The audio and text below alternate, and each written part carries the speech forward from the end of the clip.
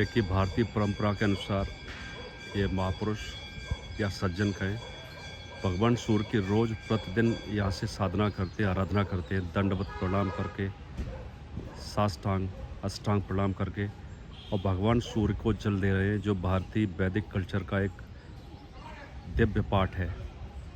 प्रत्येक मनुष्य को अगर जीवन में निष्काम कर्म योग की परिभाषा सीखनी है तो उन्हें सूर्य की उपासना करनी चाहिए, क्योंकि भगवान सूरज रोज़ हमारे जीवन में निष्काम कर्म योग करते हैं, सबको ऊर्जा देते हैं, धूप देते हैं, बदले में कुछ भी वापस नहीं लेते। इसलिए सूर्य की उपासना सर्वोपरि है। और शास्त्रों के अनुसार भगवान सूरज में साक्षात शिव, पार्वती, गणेश जी, विष्णु और नारायण पांचों भगवानों का स्वरूप एक भगवान सूर्य में है। इसलिए प्रतिदिन शुभ मुहूर्त में उगते हुए सूरज को जल देना बड़ा भारी लाभ माना गया है। लेकिन आज का युवा वर्ग इनसे थोड़ा सा दूर भटक रहा है, तो दूर मत भटकिए और सुबह दिन की शुरुआत स्नान, ध्यान, भगवान सूरज की पूजा अर्चना करने के बाद अपना जो भी कर्तव्य मार्ग है उस पर चलिए।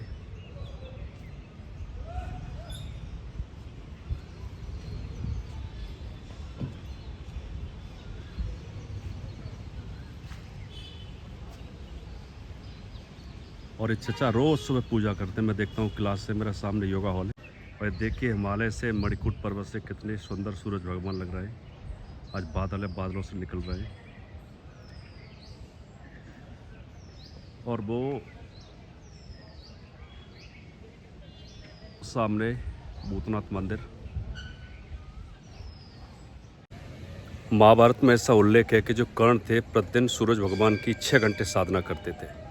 तो सूर्य की साधना सबसे श्रेष्ठ बताई गई है कर्मयोग के लिए और शरीर में बल के लिए और निरोगी काया के लिए। तो सूर्य भगवान की पूजा साधना कई प्रकार से होती है। कोई यज्ञ से करता है, कोई सूर्य नमस्कार से, कोई जल देके, कई प्रकार की विधियाँ हैं। और साउथ अमेरिका सॉरी दक्षिणी अमेरिका नो उत्तरी अमेरिका में जब जो रेड इंडियन रहते थे, जब यूरोप के लोग पहुँचे थे, तो वहाँ पे भी नदियों के किनारे सूर्य की उपासना का वर्णन मिलता है कि अमेरिका के लोग भी सूर्य भगवान की पूजा में या सूर्य में पूजा करने में उनकी रुचि थी। तो सूर्य भगवान की पूजा साधना वैदिक काल से वर्णन मिलता है इनका। करते रहिए और फिट रहिए हमेशा। और सूर्य नमस्कार करने के इतने फ़ायदे हैं फिज़िकली कि मोस्टली लोगों को फिज़िकली चाहिए, लेकिन मैं तो दोनों ही लाभ बता रहा हूँ, फिज़िकली और आध्यात्मिक। अगर आप सूर्य नमस्कार करने लगे लेकिन मंत्रों के संग, तो आप समझ लीजिए कि आपके शरीर में किसी भी जॉइंट में या अंग में दर्द रहेगा ही नहीं।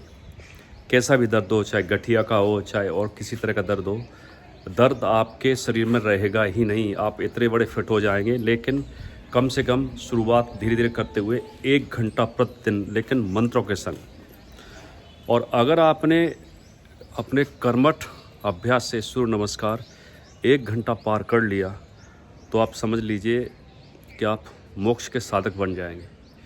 लेकिन 1 घंटे के लिए फिर आपको डाइट अच्छी चाहिए, जैसे गेहूं चना की रोटी है, 1 किलो दूध है, घी है, क्योंकि सिंपल डाइट पे सूर्य नमस्कार नहीं हो सकता, बहुत बड़ी मेहनत पड़ती है। और अगर आपने 2 घंटे पार कर लिया, तब आपको पता चलेगा कि ब्रह्मचर्य की परिभाषा क्या है और आत्मबल और पुरुष का बल क्या होता है। ब्रह्मचर्य रखने की ज़रूरत नहीं पड़ेगी, ब्रह्मचर्य ही सिद्ध होगा आपका अगर आप सूर्य नमस्कार में लग गए तो, मंत्रों के संग।